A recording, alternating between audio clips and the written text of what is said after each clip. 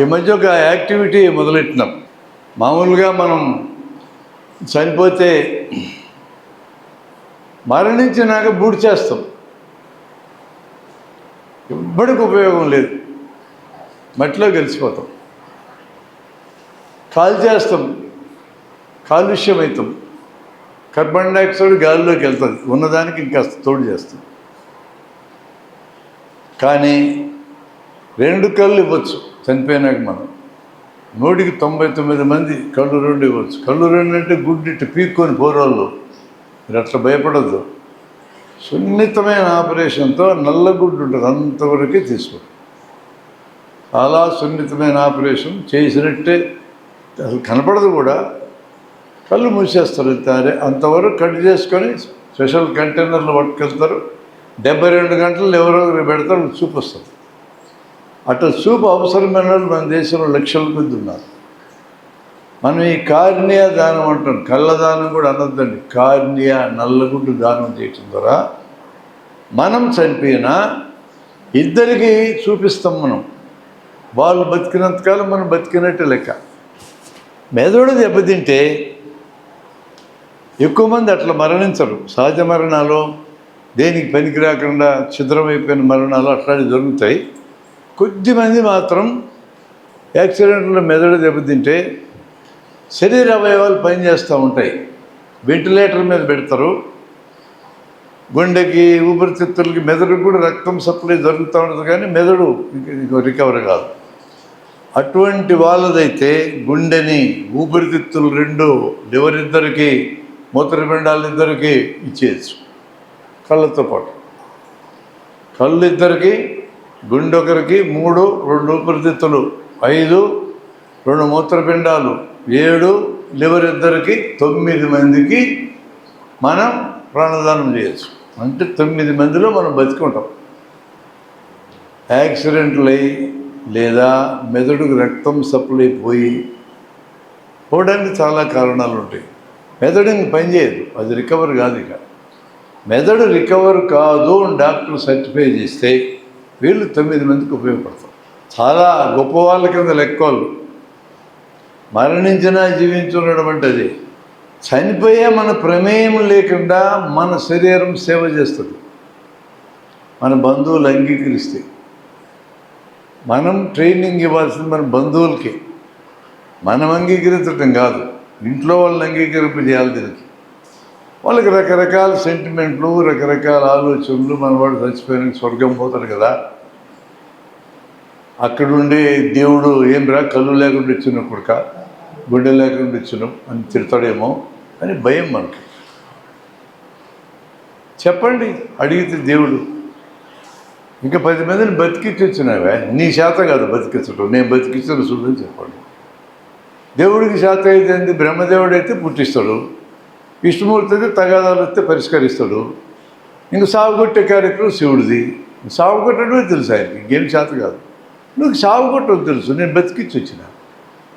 చెప్పండి, శివుడు ఎదురైతే, యమధర్మరాజు ఎదురైనా అదే చెప్పండి. ఏమి ఇబ్బంది ఏంది మనకది? తలకెక్కాల. శరీరం దానం ఎవరైనా చేయొచ్చు, HIV వచ్చిన వాళ్ళు కూడా చేయొచ్చు. నాకు దాని మీద పాజిటివ్ అభిప్రాయం కలగడానికి కారణం, నేను చదువుకునేటప్పుడే నాకు అర్థమైంది. 1972లో ఉదారపేట బీడీ కార్మికుల మీటింగ్ జరుగుతూ ఉంటే నేను ఉపన్యాసం వేయడానికి వెళ్ళాను. సుంకన్న అనే నాయకుడు ఉండేవాడు అప్పుడు.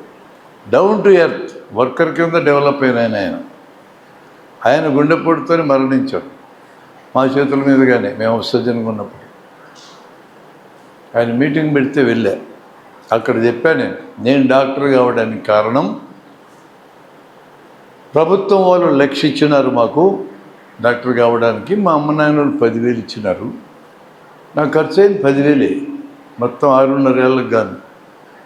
ఏమైంది, 90 రూపాయలు అయితే నెల మొత్తం భోజనం వచ్చేది. సంవత్సరానికి 1000, 6.5 ఏళ్ళకి 6,500, 3,500తో పుస్తకాలు దుస్తులు అయిపోయాయి. ఎప్పుడైనా సినిమాకి పోతే రూపాయి, నెలకు పోతే నెలకే పోయేవాళ్ళు. మొదటి రౌండ్లో కూర్చున్నాం, ఇంతలాగా కనపడేది యాక్టర్లు, వాళ్ళు మెడకాయలు తలకాయలు. అంతకంటే కాలే ఖర్చు మాకు.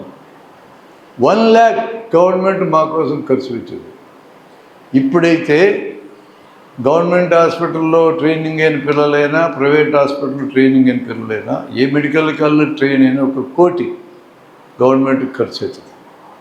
అమెరికా లాంటివి, బ్రిటన్ లాంటివి, కెనడా లాంటివి, ఆస్ట్రేలియా లాంటి దేశాలు 1 రూపాయి ఖర్చు పెట్టకుండా మన డాక్టర్లను పట్టుకెళ్ళి మన పైసలతో డాక్టర్లు తయారైతే వాళ్ళకి సేవ చేస్తూ ఉన్నారు. ఆ సేవ చేయడానికి వెళ్ళిన వాళ్ళు ఇక్కడ ఖర్చు పెట్టించినాం కదా, 1 కోటి రూపాయలు ఇచ్చిపోదాంలే గవర్నమెంట్కి ఆలోచించరు. అక్కడికి పోయి ఆ దేశాన్ని మెచ్చుకొని మన దేశాన్ని తిడతారు. వీళ్ళు ఏం దేశభక్తులు. 1 కోటి ఖర్చు అవుతుంది. మా పీరియడ్లో 1,00,000 ఖర్చు అయింది. అంటే నా కుటుంబం పెట్టిన ఖర్చుకి 10 రెట్లు ఎక్కువ ప్రభుత్వం ఖర్చు పెట్టింది. ప్రభుత్వం పన్నులలోంచి ఖర్చు పెట్టింది. పన్నులు అంటే మీరందరు ఇచ్చిన డబ్బుల్లోంచి మేము డాక్టర్లు అయినాం. ఇక రోగం వచ్చిన వాళ్ళు ఉంటారు హాస్పిటల్లో.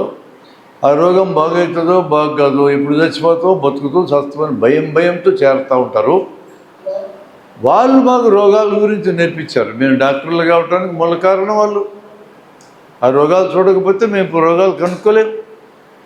పుస్తకం చదువుకుంటాం, కానీ ఆ రాసినోడు కూడా రోగాలు చూసి ఉండాలా. ఎవడో ఒకడికి రోగిష్టులు కనపడితేనే మేము రోగాలు కనుక్కోగలిగేది. వాళ్ళు భయపడుతూ ఉంటారు, మేము భయపడం, చూస్తూనే ఉంటాం. భలే కేసు ఉంది పరా వార్డుకి చెప్తూ ఉంటాం. భలే కేసా? ఆ భలే కేసు అనేటువంటి స్వస్థనం బతుకుని భయపడతా ఉన్నాడు. అది భలే కేసు. మా భాష అట్లా. కాబట్టి రెండో వాళ్ళు ఎవరు మాకు చదువు నేర్పించింది? రోగాలు ఉన్నోళ్ళు. మొదటి వాళ్ళు ఎవరు? పన్నులు కట్టిన మీ అందరూ. ఇక మూడో ముఖ్యమైన టీచర్ చెప్తాయనండి. నేను ఇందాకే చెప్పినట్టు మన బంధువులు మరణిస్తే కాల్చడమో బూచడమో చేస్తాం. అనాథలు మరణిస్తే ఎవరు రాళ్ళ కోసం 4 రోజులు వాళ్ళని మార్చిలో పెట్టి చూసి బంధువుల కోసం ఎవరు రాకపోతే వాళ్ళని శరీర నిర్మాణ శాస్త్రమైన డిపార్ట్మెంట్కి ఇస్తారు.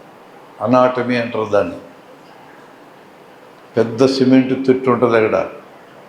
ఒకేసారి 40 మంది పండుకోవచ్చు దాంట్లో. చచ్చిపోయిన వాళ్ళు ఫార్మలిన్ ద్రవం పోస్తారు. మహా ఘాటు ఉంటుంది, ముక్కులు బద్దలవుతూ ఉంటుంది. అక్కడ వండబెడతాం. గుర్రం జాషువా గారు చెప్పినట్టు శ్మశానంలో మొత్తం ఏకమవుతారు అన్నాడు ఆయన. ఈ తొట్టులో కూడా ఏకమవుతారు అందరూ. ఒక్కొక్క శవాన్ని బయటికి తీసి స్టీల్ బల్ల మీద పడుకోబెడతాం. బతికినప్పుడు బువ్వ కూడా పెట్టలా, చచ్చిపోయినాక స్టీల్ బల్ల. తలకాయకో 10 మంది, పొట్టకో 10 మంది, ఆ కాలుకి 5, ఈ కాలుకి 5, ఇటు 5 అటు 5, మొత్తం 40 మంది పిల్లలందరూ చుట్టూ చేరి ఒకడు కోస్తూ ఉంటాడు, ఒకడు చదువుతూ ఉంటాడు, మిగతా వాళ్ళు చూస్తూ ఉంటారు, లేదా ఫోన్ చూస్తూ ఉంటారు. మొబైల్ ఫోన్ చూస్తూ ఉంటారు. ఇప్పుడైతే మా కాలంలో మొబైల్ ఫోన్ లేవు, అందుకని చూస్తూ ఉండేవాళ్ళు. ఒక్కొక్కసారి ఒకవాడికి కోసే అవకాశం ఇచ్చేది. ఆ కత్తి కూడా మహా ముద్దుగా ఉండేది. ఎవరా మనిషి? పురుషుడు కానీ, స్త్రీ కానీ, పిల్లవాళ్ళు కానీ, పెద్దవాళ్ళు కానీ ఎవరు బతుకున్నప్పుడు ఒక పేరుంది, వాళ్ళకు ఒక ఊరుంది, వాళ్ళకు ఒక అడ్రస్ ఉంది, వాళ్ళకి పిల్లలు కూడా ఉండుంటారు బతుకున్నప్పుడు. ఇక్కడి బల్ల మీద పండుకున్నాక పేరు లేదు, ఊరు లేదు, ఏం లేదు. వాళ్ళు మాకు చదువు చెప్పారు. గొప్ప విషయం కదా. అందుకని అక్కడ ఏం రాసి ఉంటుందో తెలుసా డిపార్ట్మెంట్లో? Here the dead teach the living. ఇక్కడ చనిపోయిన వాళ్ళు బతుకున్న వాళ్ళకి పాఠాలు చెప్తారు అని రాసి. మా మిత్రుడు జంపా కృష్ణకిషోర్ అతను మరణిస్తే మా యోహాన్ కూడా వెళ్ళేటప్పుడు అతన్ని పిన్నమనేని సిద్ధార్థ మెడికల్ కాలేజ్కి వాళ్ళ అమ్మాయిలు 2 అంగీకారంతో ఇచ్చినాం. ఇప్పటికీ ఆ శవం అక్కడే ఉంది. 6 నెలలు చదువు చెప్తాడు ఆయన. చనిపోయి ఏడాది అయింది. ఈ ఏడాది బతుకున్నాడు అక్కడ. ఇంకా 6 నెలలు బతుకుంటాడు చదువు చెప్పడానికి. కళ్ళు ఇస్తే చూపు ఇచ్చి మనం బతుకుంటాం. అవయవాలు ఇస్తే అవయవాలు ఇచ్చి మనం బతుకుంటాం. శవాన్ని ఇస్తే చదువు చెప్తాం. నేను కూడా నా శవాన్ని రాసిచ్చేసాను మా మెడికల్ కాలేజ్కి. నన్ను కూడా తొట్టులో బండ పెడతారు. మీరు కూడా రాయిస్తే మిమ్మల్ని కూడా అక్కడే బండ పెడతారు. చాలామందితో కలవచ్చు, అక్కడ 40 మందితో కలవచ్చు. ఆ తొట్టులో బండ పెడతారు, లేచిపోతామని తుమ్మముద్దులు పెడతారు మన మీద. నన్ను కూడా బల్ల మీద బండ పెడతారు. నేను చదువుకున్న మెడికల్ కాలేజీలో నేనే వాళ్ళ దగ్గర జనాన్ని కోసి చదువు నేర్చుకున్నానో ఆ బల్ల మీద నన్ను బండ పెడతారు. అంతవరకు బాగానే ఉంది. ఈ పిల్లల కొడుకులు జోకులు వేసుకుంటూ ఉంటారు. చచ్చిపోయినప్పుడు జోకులు ఎందుకు అనొచ్చు మీరు? మనం కూడా శవాలు ఊరేగిస్తే పేలాలతో డబ్బులు ఇచ్చిరేస్తా తప్పెట్లు కూడా ఎగరడలా. చచ్చిపోయినట్టు మనం చేస్తామా ఏంది? మనం సాగు గురించి మాట్లాడుకోం, మనం పోతాం కానీ సాగు గురించి మాట్లాడుకోం. ఎటు ఇంట్లో వాళ్ళు ఏడుస్తున్నారు, మనందరం కూడా ఏడవాలంటే ఏడవుతుంది. ఇప్పుడు నేను కానీ మీలాగా టెన్షన్ పెడితే ఆపరేషన్ చేయలేను. ఆపరేషన్ సూట్ వేసుకొని గ్లవ్ వేసుకుంటే నువ్వెవడో నేనెవడను, నేను డాక్టర్ని, నువ్వు పేషెంట్ అంతే. అట్లా అనుకుంటే తప్ప ఆపరేషన్ చేయలేము మేము. ఏ వృత్తిలో ఉన్నోడైనా తన వృత్తిని అడుగు చూస్తేనే చేయగలడు. లాయరు తన కక్షిదారుడు ఓడుతుడు గెలవడు చూడకూడదు, వాదించాలంతే. సైంటిస్ట్ పరిశోధన చేయాలా, సక్సెస్ వస్తుందో తెలియదు. రాజకీయ నాయకుడు అబద్ధాలు ఆడాల్సిందే, పక్కవాళ్ళు ముంచాల్సిందే. శాస్త్రీయంగా ముంచాలా, సైంటిఫిక్గా ముంచాలా, అది ఆర్డర్ చేస్తారు. ప్రతి ఒక్కడు అట్లే ప్రవర్తించాలి. వాడు టెన్షన్ ఫీల్ అయ్యి అరే నా నిర్ణయాల వలన ఈ యుద్ధంలో 1,000 మంది మరణించారు అనుకుంటే వాడెట్టు యుద్ధం చేస్తాడు? ప్రతి వృత్తిలో లీనమైనోడు జనం సస్తర బతుకుతారు చూడు. అట్లాంటి నేను ఆ తొట్టులో పండుకున్నా. ఇప్పుడు ఈ బల్ల మీద బండ పెట్టారు. ఆ కోసే పిల్లలు ఉన్నారు చూడు, వాళ్ళు జోకులు వేసుకుంటారు ఉన్నారు, నాకు వినపడుతూనే ఉన్నాయి. ఆ పొట్ట కోసేటోడు సరే నా కొడుకు పొట్టెంతలా ఉంది అంటున్నాడు. బతుకున్నప్పుడు నా పొట్టను ఎగతాళి చేసిన కొడుకులే మీరు, మళ్ళీ చచ్చినా కూడా ఎగతాళి చేస్తారా మీరు? అని లేచి కూర్చొని ఏం మాట్లాడినవరాను అని అందాం అనిపిస్తుంది నాకు. ఆ ఫీలింగ్ వచ్చినప్పుడు మరణం గురించి గుర్తురాదు. అందుకని మిత్రులారా, 50 ఏళ్ళు దాటిన వాళ్ళందరూ మీ శరీరాలు ఇవ్వండి. మేము ఒక నెల లోపల 100 మంది దగ్గర ఇట్లాంటి పత్రాలు సేకరించాలనుకున్నాం.